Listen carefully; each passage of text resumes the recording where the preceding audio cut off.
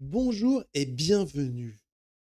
Le média, le trône du média, saison 5, épisode 2.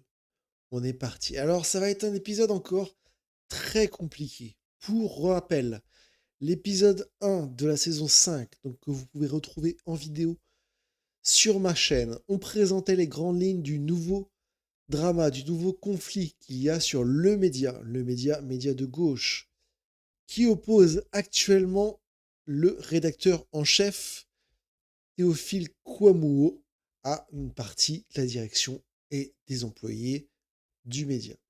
On est revenu dans une très longue vidéo pour lire tous les communiqués de presse qui sont sortis d'un côté et de l'autre. Ça a été laborieux, mais on a tout lu ensemble. On a fait tout le point. Donc ça, c'était l'épisode 1 de la saison 5 des dramas du média. Et donc là, on va continuer l'histoire sur un épisode 2 avec des nouvelles histoires, des nouveaux communiqués, des nouveaux intervenants et des nouvelles complexités dans toute cette affaire-là. Accrochez-vous bien, ça va pas être tout facile à suivre entre différents clans qui vont s'accuser de mentir, de voler le travail de l'autre, etc. Ça va être très corsé, donc accrochez-vous bien. On va commencer avec un nouvel intervenant qui rentre dans le jeu, puisque nous avons un nouveau compte X qui a été créé, qui s'appelle FO le média. Donc FO pour Force ouvrière, le syndicat, donc qui a créé ce compte sur le média en juillet 2025. Juillet 2025, donc c'est un tout nouveau compte. Un tout nouveau compte qui a 6 abonnés.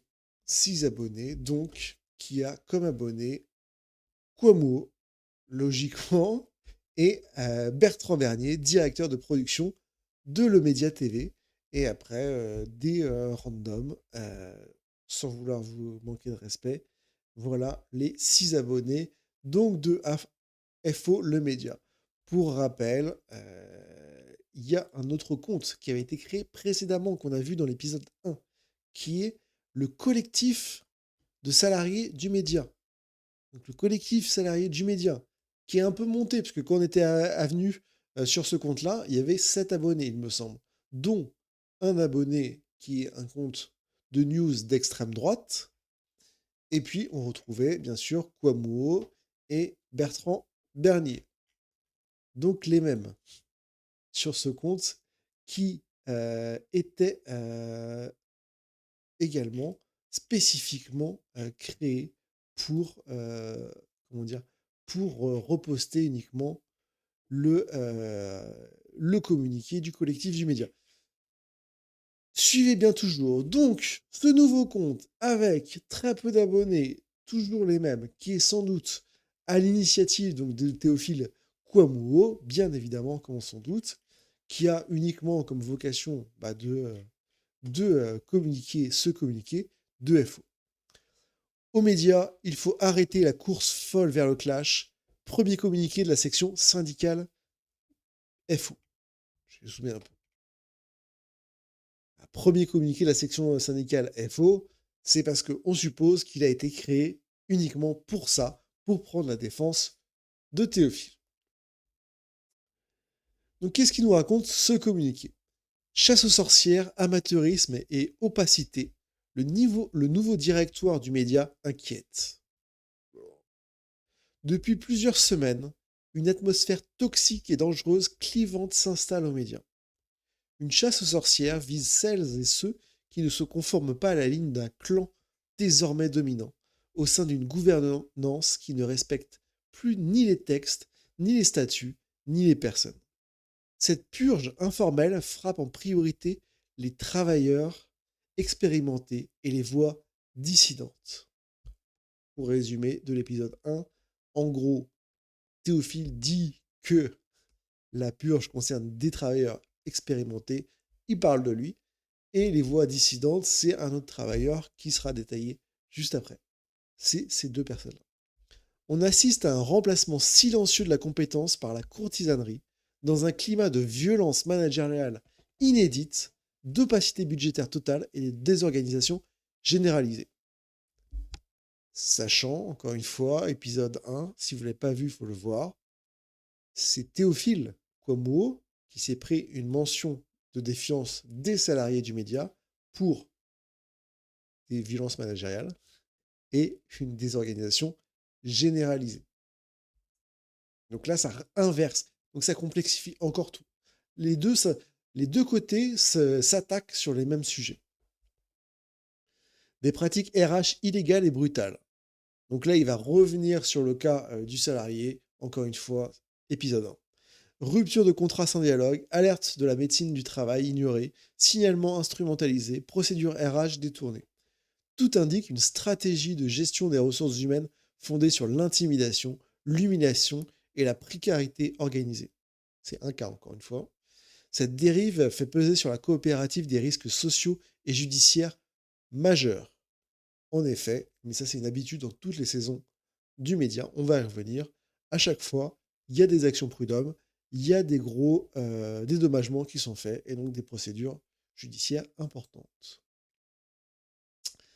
Un syndicalisme de connivence. Dans ce contexte, une partie des représentants du personnel agit en soutien actif de la direction, se plaçant en juge et partie dans les conflits de travail, co-gérant les signalements, tout en y participant, neutralisant les alertes, participant à des campagnes internes de discrédit et mentant éhontément au profit du directoire à des salariés venant solliciter leurs conseils et leur soutien.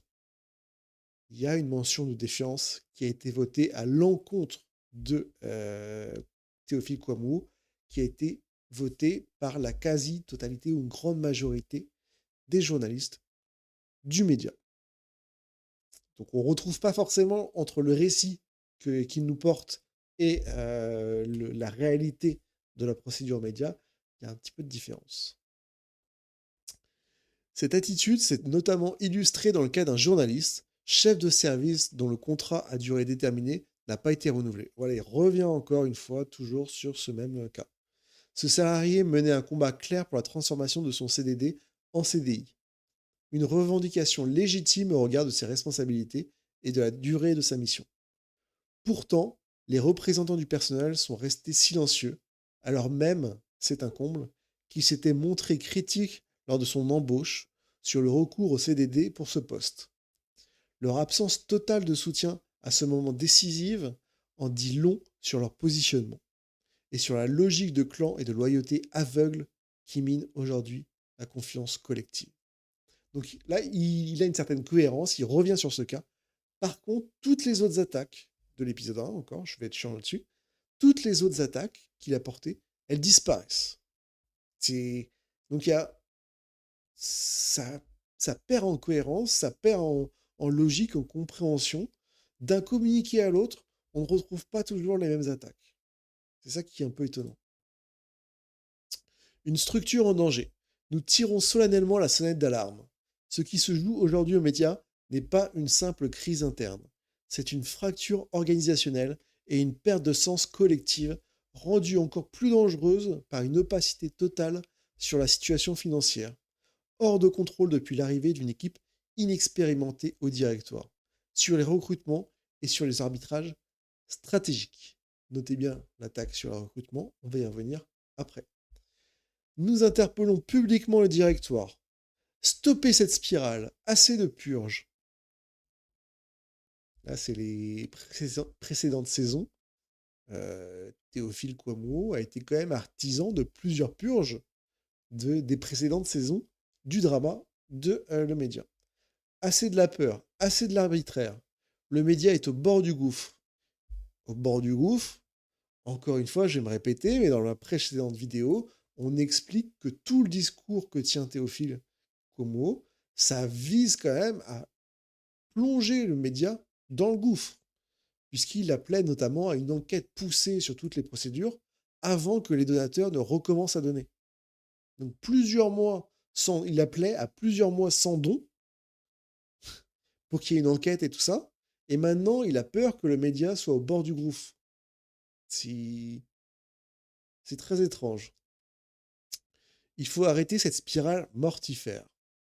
Le média appartient à toutes celles et ceux qui le font vivre. Il n'est pas trop tard, mais il est grand temps. Il appartient à toutes celles et ceux qui le font vivre. Il y a un vote de la grande majorité des journalistes, du média, qui a été fait. Et là, on est sur un communiqué d'une section syndicale qui apparemment a été créée en juillet 2025 et qui semble être de Théophile Kouamouo et de Bertrand Bernier, si je ne me trompe pas de son nom. Donc voilà, un nouvel acteur à suivre, un nouveau communiqué. Mais c'est que le début de cet épisode 2.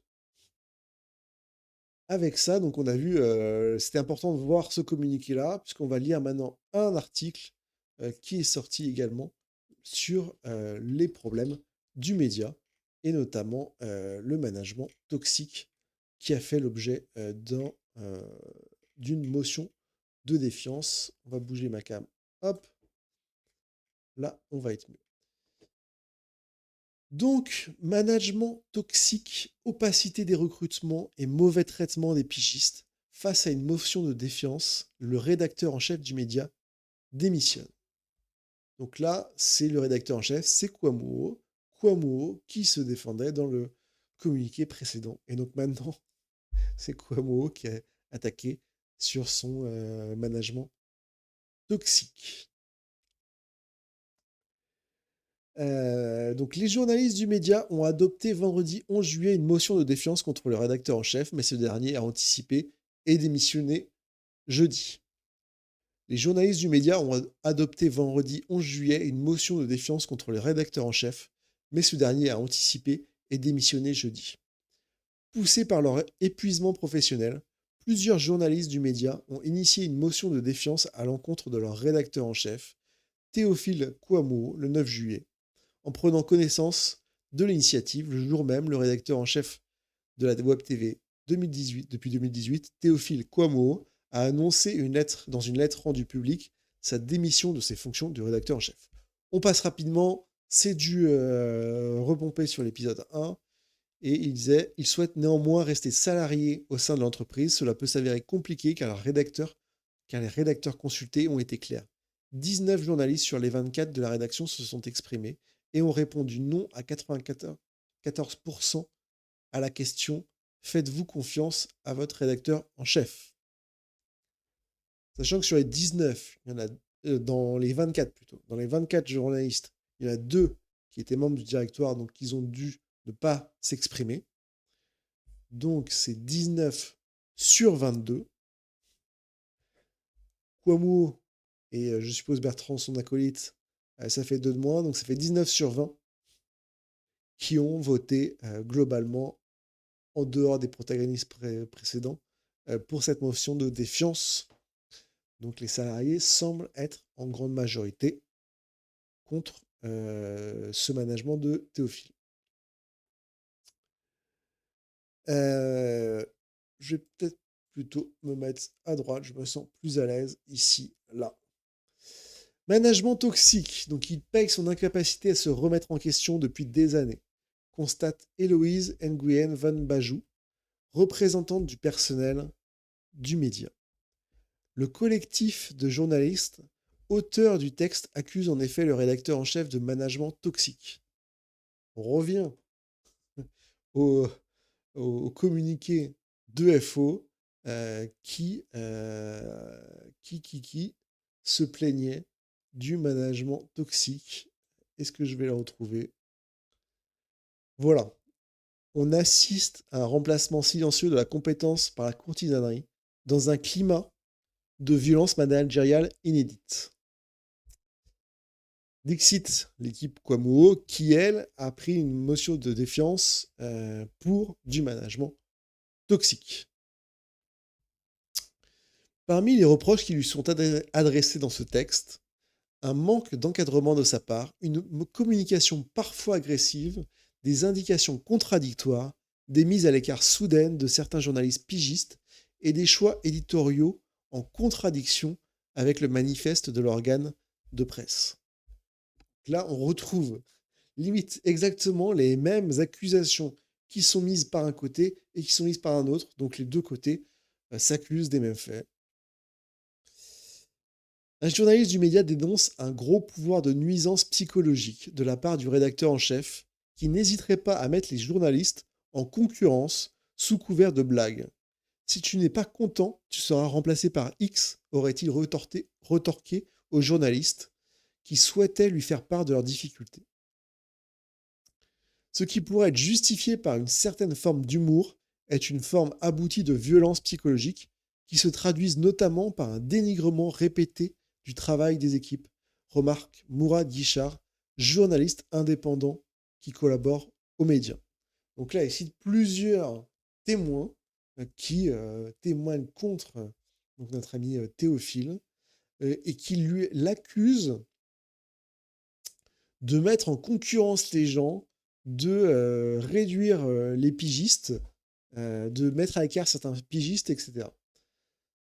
Sachant que dans l'épisode 1, on avait vu que Kouamouo, dans un de ses communiqués, accusait la direction face à une logique de raréfaction des piges. Les journalistes n'étant pas en CDI sont souvent contraints à des formes de courtisanerie implicite. Donc encore une fois, des deux côtés, la même accusation. C'est si vous êtes perdu comme moi, c'est tout à fait normal. C'est la logique du média. Les journalistes souffrent d'une attitude démissionnaire de la part de Théophile Kouamouo. Il n'organise pas de conférences de rédaction, ne communique pas avec les équipes. Trop souvent, les journalistes, parfois alternants ou stagiaires, doivent s'auto-organiser et pallier eux-mêmes ces manquements, indique aussi le texte de la motion. Une absence d'organisation du travail compensée par de l'autoritarisme, dénonce le collectif de journalistes. Envoi de messages à toute heure du jour et de la nuit, sur Telegram ou par mail, communication souvent sèche et virulente. Pareil, une accusation qui est aussi portée par Théophile. Dans le communiqué FO, il parlait aussi de désorganisation. Là, on dit que c'est Théophile qui n'organise rien. Il est censé être rédacteur en chef, donc organiser le travail de sa rédaction. Et là, encore une fois, communiqué FO qui parle des recrutements. Là aussi, c'est un reproche. Opacité des recrutements et mauvais traitement des pigistes. Donc, on ne sait pas qui est responsable, mais en tout cas, les deux s'accusent l'un l'autre d'être responsables. Il y a quelque chose à tirer là-dedans et peut-être à clarifier. Également mise en cause, son attitude au moment des élections anticipées du nouveau directoire en mai dernier. Théophile Kouamouo soutenait une autre liste, mais c'est celle appuyée par l'intersyndicale qui a été élue. Il l'a extrêmement mal pris et s'est senti en danger, explique une journaliste du média. Si on est considéré comme son proche ou son ami, tout va bien. Mais s'il décide que ça ne passera pas, il nous met à l'écart sans explication, témoigne une autre journaliste, écartée, raconte-t-elle au moment où elle a apporté son soutien à une personne ayant subi du harcèlement de la part du rédacteur en chef. On retrouve la thématique de l'élection qui, pour moi, dans ma théorie, encore une fois, épisode 1, c'est l'une des causes des problématiques qui vont arriver aux médias à partir de maintenant et nouveau ce système d'élection au sein du média, dans un tout petit collectif, qui va favoriser des campagnes. Qui dit campagne dit mise en avant de points de conflits, etc. Une création d'une philosophie de clanique, de clan, et avec forcément un gagnant et un vainqueur. Et le vainqueur va avoir de la rancœur. Le gagnant va avoir une suspicion envers tous les coups qui se sont pris pendant la campagne. Donc ça va créer une atmosphère de conflit sur déjà ce biome, cet espace de conflit existant. Et donc on revoit encore une motion à ces élections que Théophile aurait été dans la liste dissidente, la liste qui a perdu, et en garderait une rancœur.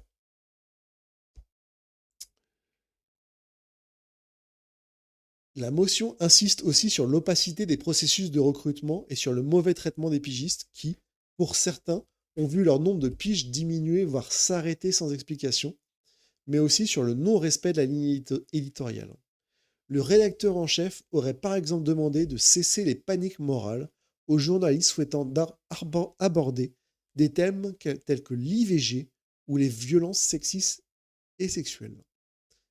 Donc là, on comprend qu'il y a aussi une vraie rupture dans les lignes idéologiques, les sujets qui doivent être abordés.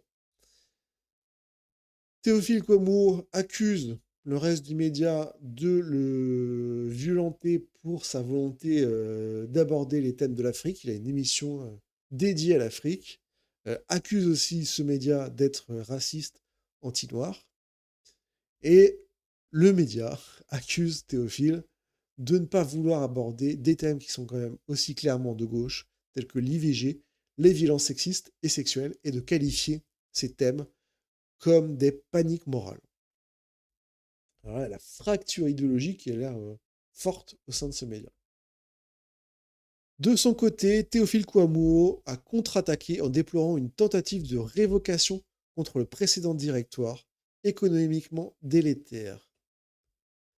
Ce que réfute la motion de défiance qui met en cause le comportement de Théophile Kouamouo, à l'origine de plusieurs plaintes au prud'homme pour harcèlement notamment. Il se targue de son bilan, mais omet de mentionner un dossier dans lequel il est cité qui va nous coûter 50 000 euros au prud'homme, souligne Héloïse Nguyen Van Bajou, représentante du média. Donc un nouveau dossier au prud'homme, après les précédents.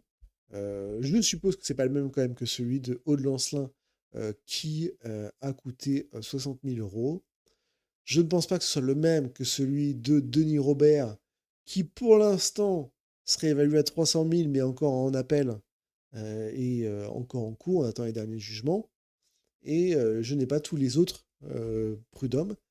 Mais rien que celui-là, 50 000 euros, faut pas oublier que le média est fortement financé par ses donateurs.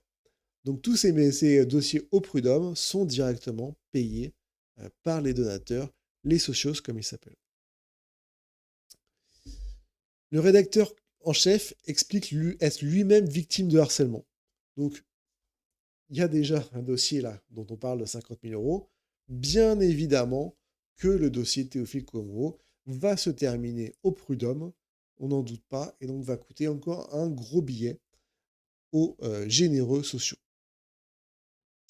Donc il se plaint, ces derniers mois j'ai été la cible répétée d'attaques personnelles, d'injures lancées dans des boucles professionnelles, d'accusations graves venant de membres du conseil de surveillance sur le forum du média, d'actes d'insubordination graves. Des actes de harcèlement concertés, couverts par le nouveau directeur du média. Il s'agit bel et bien d'une mise à l'écart progressive et d'un isolement professionnel organisé. Alors encore une fois, on ne retrouve pas tous les points des précédents communiqués parce qu'il y a des accusations très graves qui ont été portées par Théophile, et notamment de racisme, qui sont des accusations très graves. Et là, étrangement, tout l'article, alors je ne sais pas si c'est l'article, si les échanges avec Théophile n'ont pas donné ça, ou si c'est juste l'article qui n'a pas voulu mener ça, mais on voit dans le communiqué de FO, on voyait également dans le communiqué de l'autre compte un peu étrange, collectif du salarié de médias, qu'ils avaient fait un communiqué qui ne reprenait pas non plus ces attaques racistes. Donc je suis un peu dubitatif d'un communiqué à l'autre, d'une histoire à l'autre, on ne retrouve pas toujours les mêmes points dénoncés. Une énième tentative d'intimidation. Le rédacteur en chef dénonce même la passion de la discrimination. Ah si, excusez-moi, j'ai été très mauvaise langue. Voire le racisme larvé. Donc c'est encore une fois, allez voir la vidéo numéro 1, épisode 1. En tout cas ceux qui dénoncent le racisme, ce serait très grave si les faits sont avérés. Et vraiment contre les idéologies du média. Faux retorque Héloïse Nguyen Van Bajou. Plusieurs salariés racisés ont été malmenés par son management. Utiliser la négrophobie et se présenter comme le sauveur suprême a quelque chose d'à minima grotesque, voire indécent, s'insurge Mourad Guichard. Le directoire affirme pourtant ne pas être impliqué dans la motion de défiance initiée par les salariés. Parce que En fait, dans toutes les attaques qu'il fait Cuomo, il dit c'est le directoire, c'est le directoire, c'est le directoire. La motion de défiance vient des salariés. Alors peut-être, et c'est l'hypothèse, que le directoire a piloté les salariés pour qu'ils fassent, mais Théophile Cuomo fait bien attention à chaque fois de dire c'est le directoire. Il ne veut pas attaquer les autres salariés. Parce que alors son image de pauvre petit salarié attaqué par la direction, par un complot, bah, elle part un peu en difficulté, quoi. Donc c'est pour ça que lui, il veut toujours attaquer la direction et dire que c'est la direction qui pilote tout. Dans un communiqué, le SNJ-CGT dénonce une énième tentative d'intimidation de la part de Théophile Kouamouo, qui a rendu public un communiqué mensonger insultant sur ses réseaux avant même la fin du vote. Ça ne respecte pas du tout le processus démocratique, s'indigne Lisa Noël, syndiquée au SNJ-CGT. Utiliser les réseaux sociaux pour se victimiser à outrance, au risque de ternir faussement les équipes et de mettre l'avenir du média en danger, nous semble à minima irresponsable. On a vu clairement dans ses déclarations, il met clairement en danger le média dans sa campagne. La façon dont il le dit, des arguments qu'il utilise, conduit inévitablement le média au fond du gouffre, au mur, si on applique vraiment ce qu'il dit. Dénonce-t-il avec Paul Hellec, chroniqueur du média dans un communiqué qu'il publie sur X. Les dysfonctionnements aux médias ne datent pas d'hier. Déjà en 2019, Aude Lancelin avait quitté la présidence du média, dont elle était également directrice de la direction, avant que le site ne la licencie pour faute lourde. Concernant les méthodes managériales, un complément d'enquête d'octobre 2023 révélait l'attitude jugée toxique de Sofia Chikirou. Voilà, on retrouve les précédentes saisons dans une redondance assez forte. Vous êtes toujours là? Vous êtes toujours accrochés? N'hésitez pas à me le dire. C'est pas fini. Et là, on va faire intervenir encore de nouveaux intervenants et plonger un peu plus en profondeur dans tous les conflits qui débordent au-delà du média en lui-même, qui va déborder sur la structure des sociaux. En me renseignant un peu sur les différents dramas, je suis tombé sur les sociaux engagés et notamment sur l'un de leurs tweets qui m'avait fait découvrir l'article que je vous ai vu. Il était là, que je vous avais lu, qui m'avait fait découvrir l'article de l'Humanité. Donc je ne vous avais pas dit le journal, mais c'est l'Humanité que je viens de vous lire. Et donc il m'avait fait découvrir ça. Et donc bah, il revient. Donc il parle donc des prud'hommes qui a versé 50 000 euros à une ancienne victime. Il revient sur les méthodes toxiques de Kouamouo, largement protégé par l'ancien directoire, en particulier Bertrand Bernier. Bertrand Bernier, qui est l'un des très rares abonnés des précédents comptes X qu'on a vus ensemble. Et donc, qui rappelle, oui, outre le 50 000 euros de prud'homme, là, récent, il y a le 60 000 euros de prud'homme d'Aude Lancelin, qui en appelle. Et surtout, les 300 000 euros du Média en 2022, qui sont encore également en appel, qui sont pour moi pas terminés. Et il vient sur une autre histoire du média. Donc apparemment, le média à cette époque-là aurait pu survivre grâce à un prêt de plusieurs dizaines de milliers d'euros accordé sans frais par Thomas Dietrich, lequel, en guise de remerciement, se fera plus tard salement virer du média par une campagne odieuse menée par la directrice Khadija Gebrani, avec la complicité active ou passive de très nombreux salariés. Et donc Thomas Dietrich aura toutes les peines du monde à se faire rembourser son prêt, devant user de plusieurs menaces de procédure pour y parvenir. Donc je découvre ça, ce nouveau compte. Après, en balayant le compte, il y a des choses bizarres, il y a beaucoup d'attaques quand même sur le média. Et il y a notamment ce post qui est épinglé et qui parle d'un autre compte qui serait une fake news, un compte usurpé. Donc, et qui l'attribuerait ce nouveau compte à la gouvernance du média, qui crée un faux compte en inventant un complot pour tenter de décrédibiliser nos infos internes. Donc lui, il se présente comme le compte original des sociaux du média TV, soutien vigilant au projet coopératif. Quand on lit ses tweets, il n'est pas si soutien que ça, il est souvent dans l'attaque. Et donc il dit qu'il y a un autre compte qui serait une manipulation de la direction, qui serait une fake. Et cet autre compte, Socios Média Engagé, qui est plus récent, qui s'annonce comme le seul compte X, authentique X des sociaux engagés de Le Média TV. Et qui n'est pas le compte de l'imposteur qui a volé les comptes originaux. Donc, l'autre compte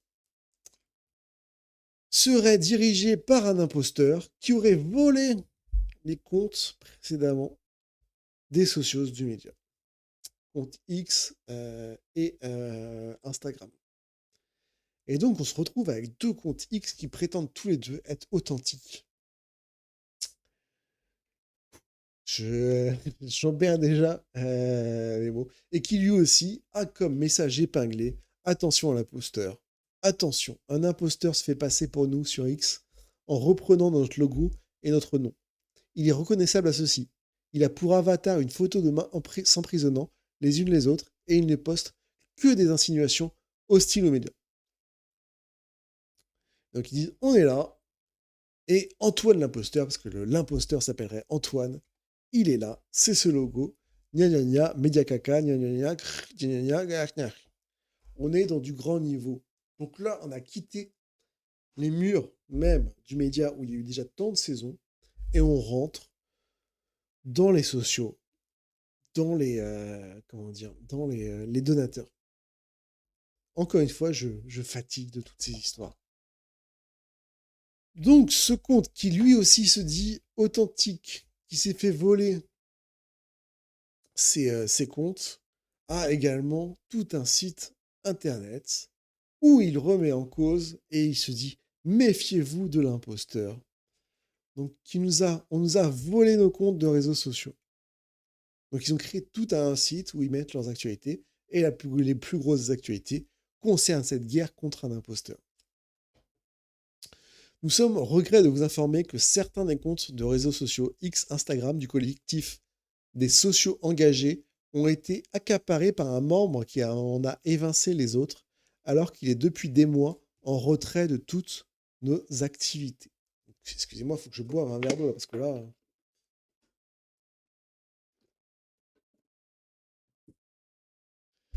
Nous nous désolidarisons totalement des tweets, des posts et de toute publication de ce membre dont nous déplorons la conduite destructive et irresponsable.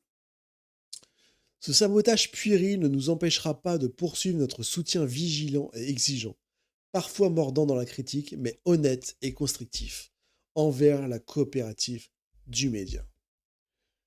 La lutte est un éternel recommencement, mais nous remonterons finalement peut-être mieux la pente en étant libérés d'un boulet. Pour éviter de se laisser abuser, voilà les liens de leur compte. Donc l'imposteur a utilisé leur ancien avatar, donc eux ils ont changé pour un nouvel avatar avec des nouvelles couleurs, mais l'imposteur, on ne sait pas lequel, mais l'imposteur précédent a vu le changement de couleur et a changé également ses couleurs pour avoir des couleurs plus semblables. Ils disent qu'en outre, ce qui les différencie également, c'est qu'ils ne se complaisent pas, eux, dans la critique des médias, du média, mais qu'ils l'accompagnent, ils le promouvent. Et ils ont créé toute une série d'illustrations, de BD qu'on peut retrouver sur leur site. Et donc, ils y consacrent beaucoup de leur temps et de leur énergie en faisant toute une série qu'ils appellent notamment Les Impostures d'Antoine, où voilà, ils font plusieurs épisodes, un peu comme moi je fais, et ils font des mèmes pour parler de ce drama dans le drama, avec un nouvel épisode le 19 juillet. Je pense qu'il faudrait qu'on fasse un épisode entier pour aller creuser toutes ces histoires, tout ce drama. Dans le drama, est-ce que ça vous intéresse ou pas? N'hésitez pas à me le dire si vous voulez qu'on aille ensemble creuser ces imposteurs dans l'imposture de l'imposture, des imposteurs qui ont imposté l'imposteur, qui imposte l'imposture. Voilà. Donc il revient sur plein d'histoires. Et de mémoire, je vais pas le rechercher, ça fait déjà une longue vidéo. Mais toute l'histoire qu'on a lue là sur Thomas Dietrich, que je vais pas retrouver, bien entendu. Mais sur le prêt, eux, de leur côté, ils disent que c'est pas vrai, qu'il a pas eu de mal à se faire rembourser, qu'il est parti pour d'autres raisons, etc.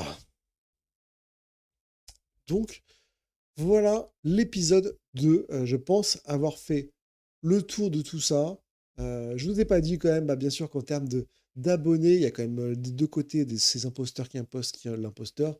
Donc il y en a un qui a 2700 sur Blue Sky, l'autre qui a 1200. Donc il y a des différences un peu d'imposteurs, mais d'audience. Mais sur X, c'est inversé. Donc c'est difficile à savoir qui est cohérent. En résumé, c'est quelqu'un qui était dans l'équipe. Il y a eu un conflit, encore comme dans les médias, dans le média. Il a voulu partir, il a gardé tous les comptes, ou je sais pas comment ça s'est passé. Encore une fois, j'ai pas creusé tout ça. Mais vraiment, si vous voulez qu'on fasse un épisode spécial dédié à tout ce spin-off, voilà, c'est le bon terme, tout ce spin-off, faire un spin-off, tout à fait, du trône du média, eh bien, n'hésitez pas à me le dire en commentaire. Dites-moi aussi si vous avez tout compris, hein, parce que c'est pas simple, hein, il y a beaucoup, beaucoup d'intervenants, de comptes qui sont créés, etc. On s'accuse des mêmes choses, donc dites-moi si vous avez tout suivi, si vous voulez qu'on vienne sur des éléments, ou si vous trouvez que je dis n'importe quoi. Je deviens de plus en plus partial également, je deviens partial. Et j'ai l'impression quand même que notre ami Kwamo est en tort. C'est un a priori que j'avais des saisons précédentes. Je me trompe peut-être. Dans sa communication aussi, et du fait qu'il a l'air quand même seul, j'ai tendance à dire que c'est plutôt lui qui est en tort, mais c'est un avis d'observateur extérieur. Et donc, ce n'est que mon propre avis. Je vais arrêter de faire durer la vidéo. Je vous remercie bien. Je vous souhaite à bientôt pour de nouveaux épisodes.